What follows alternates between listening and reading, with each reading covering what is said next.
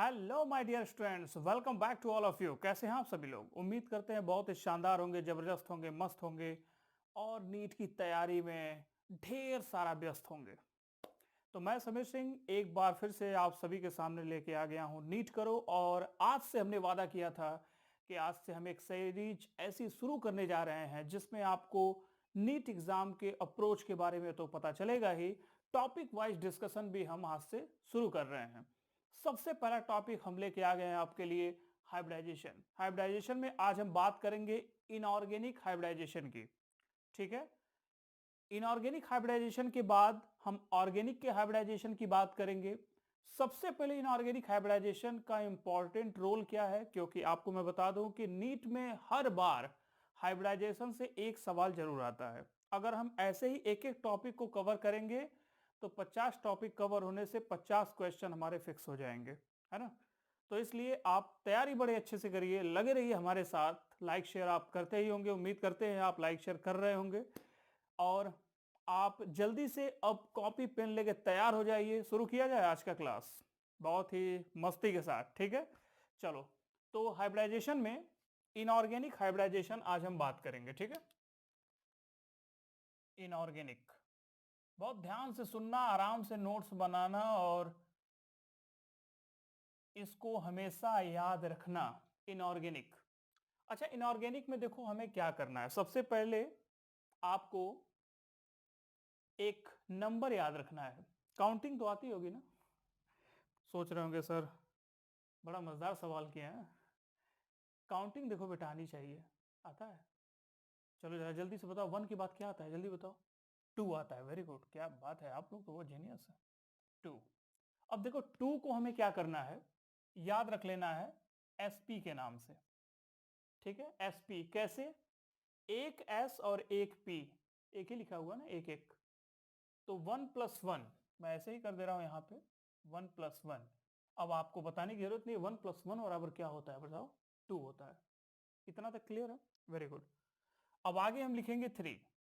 Three लिखेंगे तो यहां लिखेंगे एस पी टू, राइट।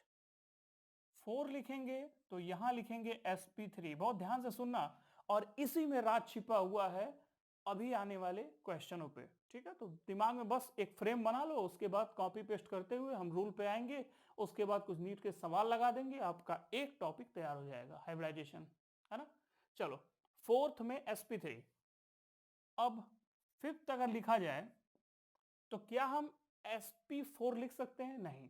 अच्छा, बहुत से लोग ये सोचते हैं ना कि sp sp2 sp3 ही लिखा जाता है, sp4 क्यों नहीं लिखा जाता? एक बात बताओ, s में कितने ऑर्बिटल होते हैं? एक ही होता है कि नहीं? उसमें दो इलेक्ट्रॉन होते हैं। p में बेटा कितने होते हैं बताओ? तीन होते हैं, है ना। तो इसको हम p1 लिख सकते हैं, इसको p2 लिख सकते हैं, इसको p3 लिख सकते हैं, है ना। फिर p4 p5 p6, यही तो होता है। s में s1 s2 एक ही में होते हैं। इसी तरीके से जब हम डी में जाते हैं तो अच्छे से जानते हो कि इसमें कितना हो जाएगा, संख्या बढ़ जाएगी, है ना, पांच हो जाएगा। तो 1 2 3 4 5 हो जाएगा, है ना। इसलिए डी का जब शुरू होता है तो 1 2 3 4 5 तक ये जा सकता है, लेकिन उतने की जरूरत है नहीं हमें। अब देखो करना क्या है, यहां पे लिखना है एस, पी पे लिखना है थ्री, और यहां लिख देना है डी। डी आएगा ना, एस और पी तो फिनिश हो गया, क्योंकि एस में एक ऑर्बिटल, एस का काम खत्म। पी में तीन, थ्री प्लस वन फोर, और एक एक्स्ट्रा ऐड हुआ तो डी। तो खुश होकर D1 मत लिख देना, ठीक है। हाँ, तो sp3d, राइट। ओके, सिक्स आते हैं। सिक्स में हम क्या लिखेंगे? sp3d2। और फिर सेवन में क्या लिखेंगे?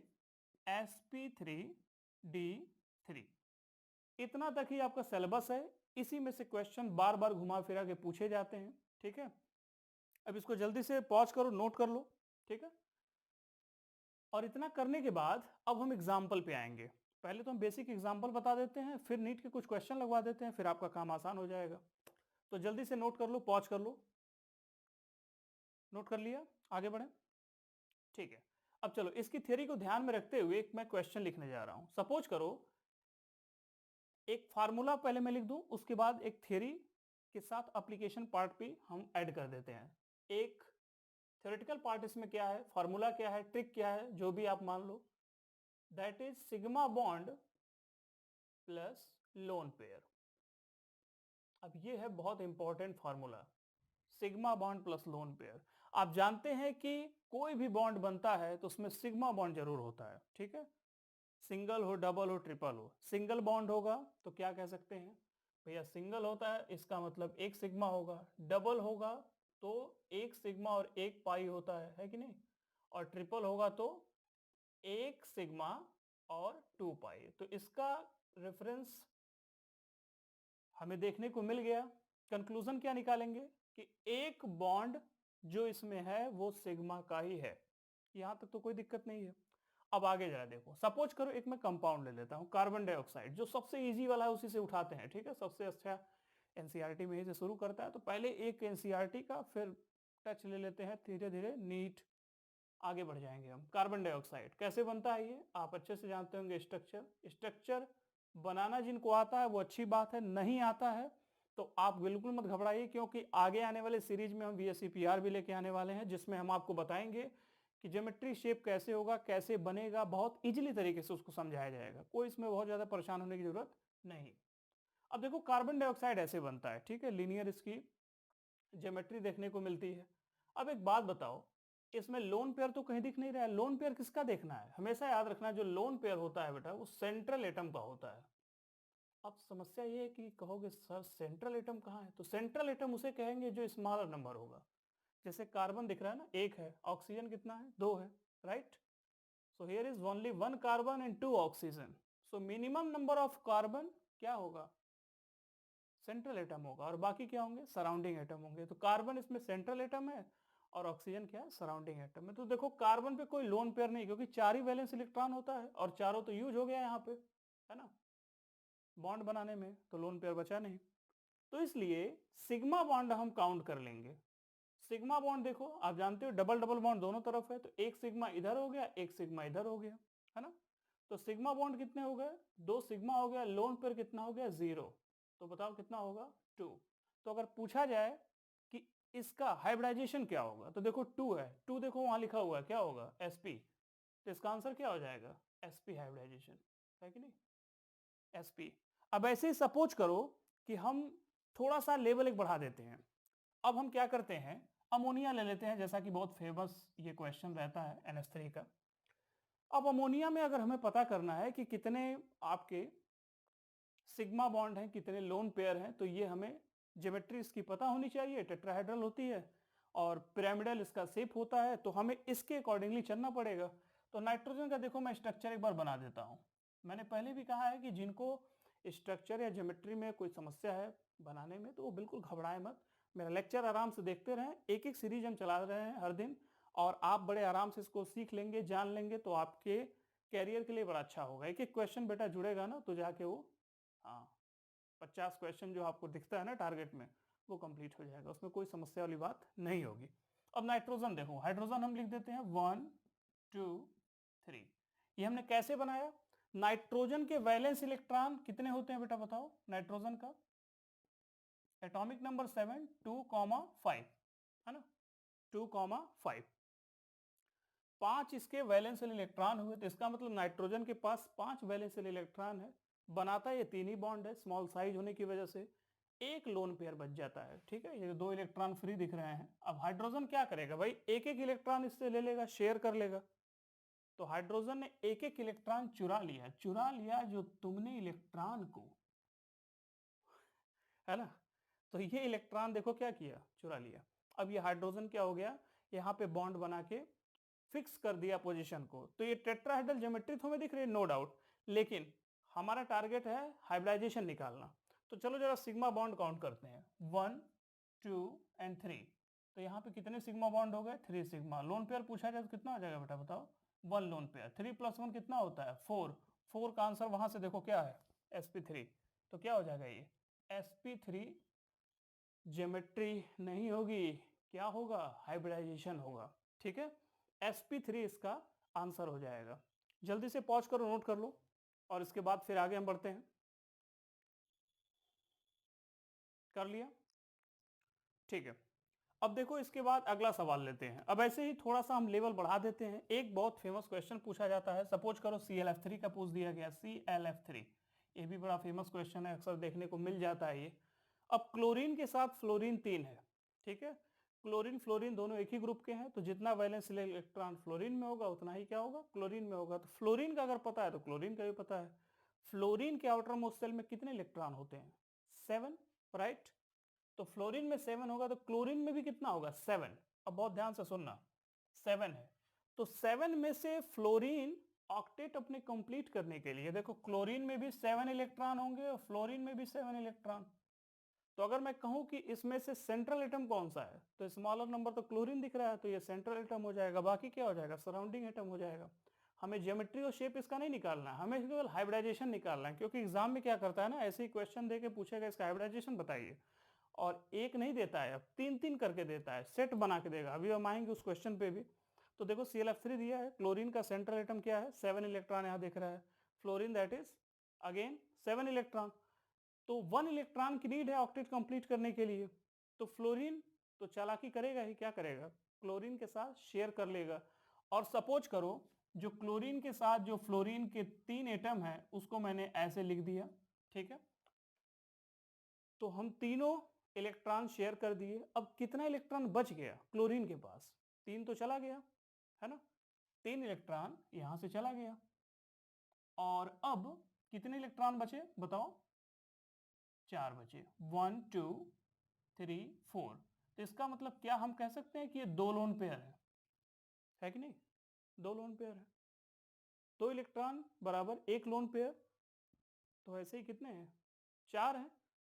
तो इसका मतलब 2 लोन पेयर हो गए, 2 लोन पेयर हो गए।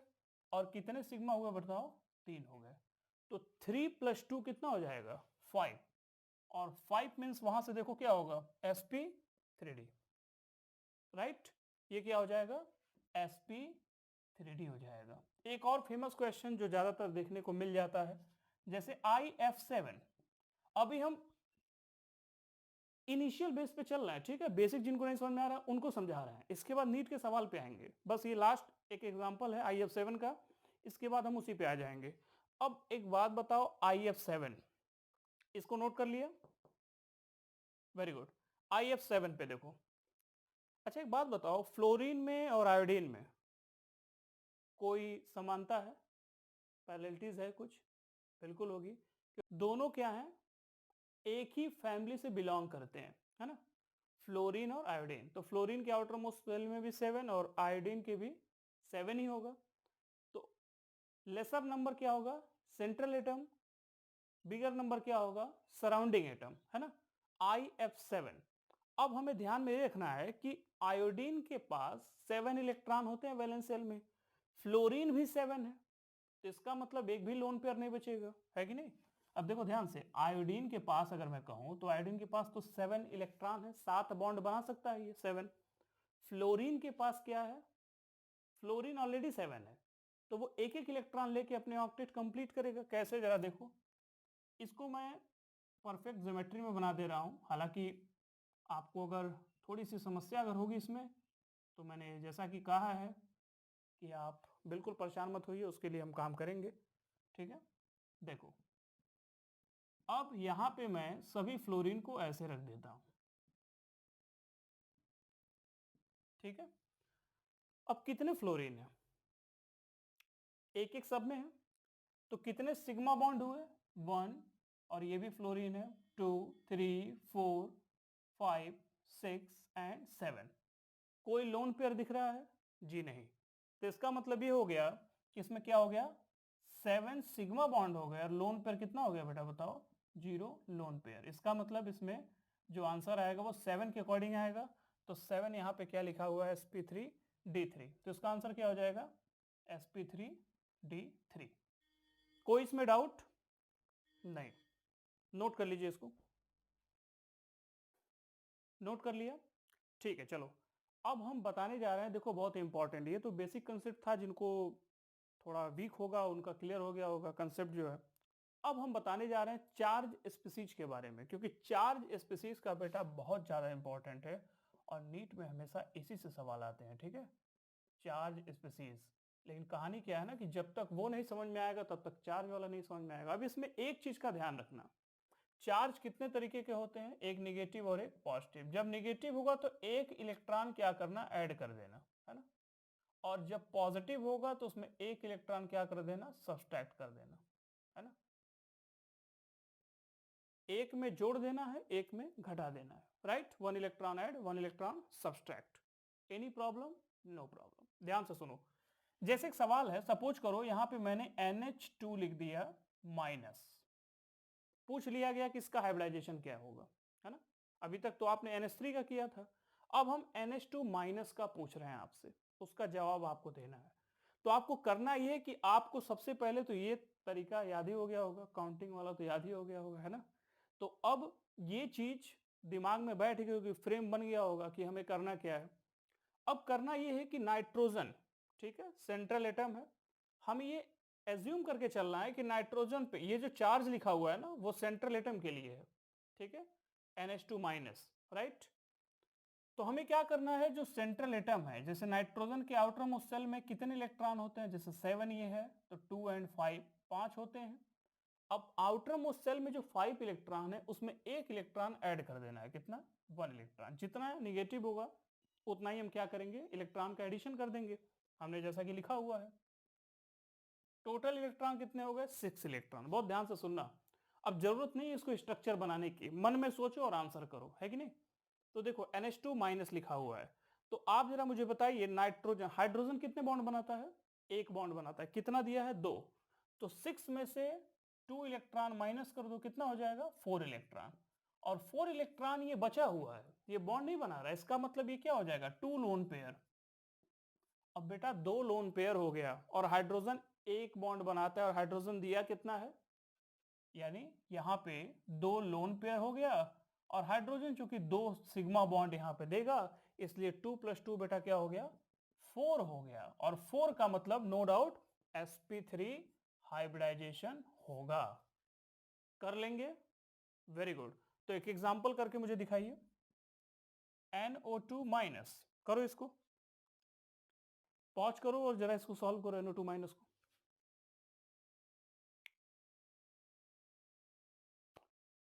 NO2 माइनस बिल्कुल कॉपी पेस्ट है, करो। कर लिया, बहुत अच्छी बात है।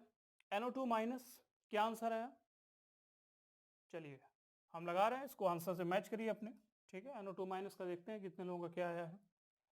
जैसे हमने कहा था सेम सिमिलर वे के अकॉर्डिंग करेंगे, तो नाइट्रोजन में 5 और 5 में 1 इलेक्ट्रॉन ऐड कर देंगे, टोटल 6 इलेक्ट्रॉन हो गए। लेकिन ऑक्सीजन बेटा कितने बॉन्ड बनाता है, ऑक्सीजन 6 इलेक्ट्रॉन रखता है आउटर मोस्ट शेल में, 2 इलेक्ट्रॉन की नीड होती है ऑक्टेट में, ठीक है। जिनको ऑक्टेट थ्योरी नहीं पता है या फिर उनको कंफ्यूजन होती है, तो वो मुझे कमेंट सेक्शन में कमेंट करके बताएंगे, तो उनके लिए भी हम एक वीडियो बना देंगे, ठीक है। तो आप बिल्कुल निश्चिंत होकर पढ़ाई करिए, मस्ती के साथ करिए, हमारे साथ जुड़े रहिए, लाइक शेयर करते रहिए, ताकि उन लोगों को भी हेल्प मिल जाए जो अभी फ्रेशर हैं, जिनको अभी अप्रोचिंग में समस्या है, क्वेश्चन के टारगेट में समस्या है, वो इससे आगे बढ़ जाएंगे, है ना। ओके, NO2 माइनस, तो 5 + 1 कितना हो गया, 6 इलेक्ट्रॉन हो गया, कोई डाउट इसमें, नहीं। ऑक्सीजन बेटा कितने बॉन्ड बनाता है, 2 बॉन्ड बनाता है, और अगर 2 बॉन्ड बनाता है तो ऑक्सीजन है कितना, ऑक्सीजन कितना है, 2 है, इसका मतलब 4 बॉन्ड तो बनेगा, है ना।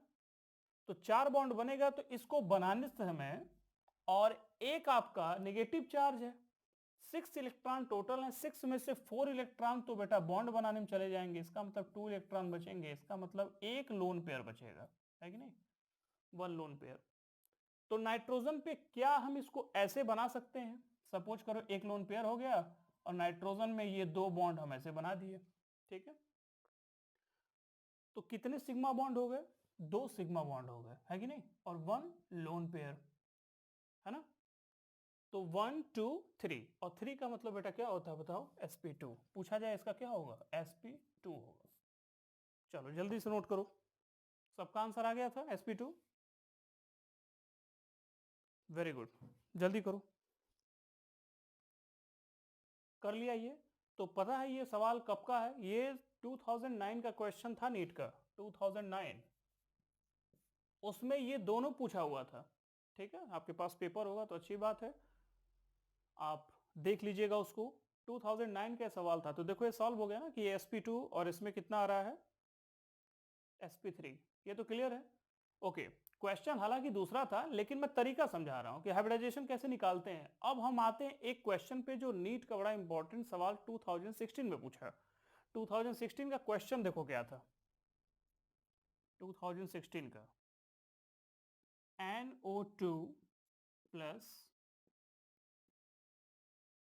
NO3 माइनस और NH4 प्लस पूछा कि इस तीनों का हाइब्रिडाइजेशन क्या होगा। हालांकि उसमें ऑप्शन दिया गया था लेकिन मैं ऑप्शन आपको नहीं दे रहा हूं, आप डायरेक्ट जरा करके मुझे बताइए कि इन तीनों का आंसर क्या होगा। ठीक है, जल्दी से करिए, वीडियो को पॉज करिए और इसको नोट करिए। NO2 प्लस, NO3 माइनस और NH4 प्लस।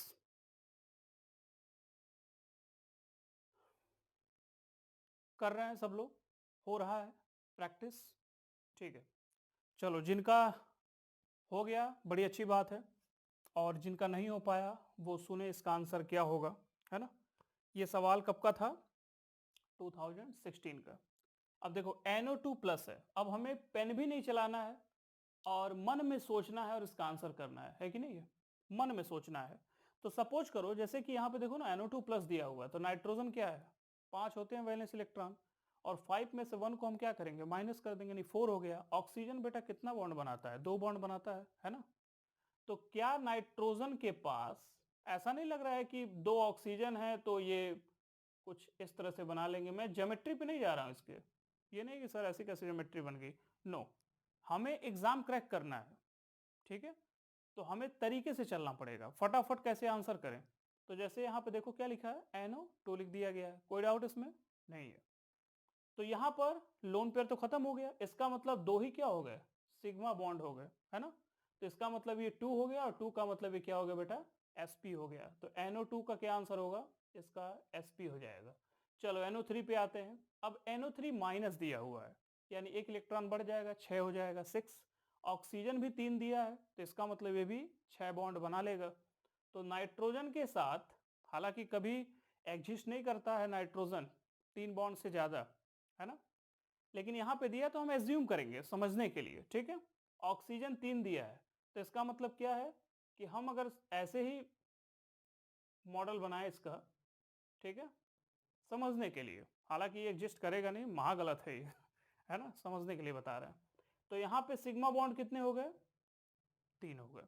हालांकि आप इतना जानते होंगे कि नाइट्रोजन 3 बॉन्ड बनाता है, तो एटलीस्ट एक एक बॉन्ड तो सबसे लगा ही होगा, है ना, एक एक बॉन्ड सबसे लगा होगा। तो एक एक बॉन्ड लगा होगा, तब भी आप जान सकते हैं कि ये सिग्मा बॉन्ड आपका 3 होंगे, और 3 होगा तो बेटा क्या होगा, इसका sp2 हो जाएगा। तो इसका आंसर क्या होगा, sp2। अब लास्ट बता NH4 प्लस, NH4 प्लस इसको कैसे निकालेंगे, नाइट्रोजन और प्लस यहाँ पे दिया हुआ है, तो नाइट्रोजन के साथ क्या है, एक पॉजिटिव चार्ज है, वही हाल हो गया, 5 था अब 4 हो गया, रिश्ता वही सोच नहीं है ना। 4 यहाँ पे दे दिया है हाइड्रोजन, और 4 हमें बताने की जरूरत नहीं है कि बेटा 4 होगा, तो 4 का आंसर क्या हो जाएगा, sp3 हो जाएगा। तो इसे पेन भी चलाने की जरूरत नहीं पड़ी। तो है ना कमाल का ट्रिक, आप देखिए कितना आसानी से निकलता जा रहा है ना, sp sp2 sp3, ठीक है। तो इसी तरह आप क्वेश्चन को लगाते रहिए, नीट के जितने भी सवाल हैं उसको प्रीवियस ईयर में सॉल्व करते रहिए, देखते रहिए। आज के लिए इतना ही रखते हैं, और ऑर्गेनिक हाइब्रिडाइजेशन हम नेक्स्ट लेक्चर में बात करेंगे, क्योंकि ऑर्गेनिक का हाइब्रिडाइजेशन बहुत ज़्यादा तो नहीं है, लेकिन थोड़ा सा आपको समझना पड़ेगा। उसका वीडियो बहुत लंबा नहीं होगा, ऑर्गेनिक का थोड़ा शॉर्ट रहेगा। इसका लंबा इसलिए करना पड़ा क्योंकि आप देख सकते हैं कि बहुत सारे कंसेप्ट इसमें छिपे हुए हैं, है ना। तो इसलिए आप इसको बहुत ध्यान से पढ़िए, बहुत आसानी के साथ। जब आप एक बार पढ़ लेंगे, जब आप रिलैक्स होकर पढ़ लेंगे, जब रिवीजन करेंगे, तो आपका जो गोल है वो बिल्कुल फिक्स होता हुआ नजर आएगा। लगेगा कि हाँ यार अब एक क्वेश्चन तो बन रहा है, अब आगे सर जैसे जैसे बताते जाते हैं एक एक क्वेश्चन हम करते जाते हैं, फिर काम हमारा आसान हो जाएगा। ठीक है, तो इसी के साथ कल फिर शाम 6 बजे एक नए ट्रिक, नए अप्रोच, नए क्वेश्चन और नई थियरी के साथ मिलेंगे। तब तक के लिए पढ़ाई करते रहिए। Wishing you all the best. Thank you.